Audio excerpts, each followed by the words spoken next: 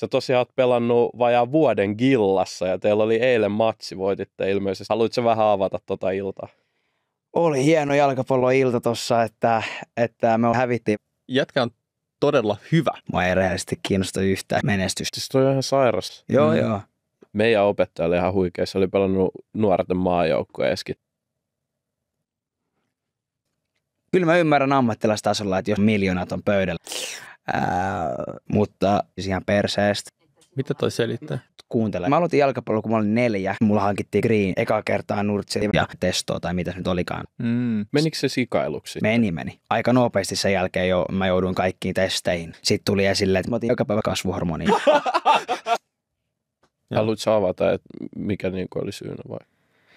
Kyllä silloin tehtiin mitä piti tehdä. Mä olin vähän kukkuluuru. Ei vittu. Mä tekisin ihan mitä vaan. Hidden talent, keep it hidden. Ja nyt pitää muistaa se, että mua ei rehellisesti kiinnosta yhtään, mitä kukaan miettii. Hei, mut iso kiitos Hugo sulle. Kiitos. Kiitos katsojille. Me nähdään ensi jaksossa. Se on moro. Morjes.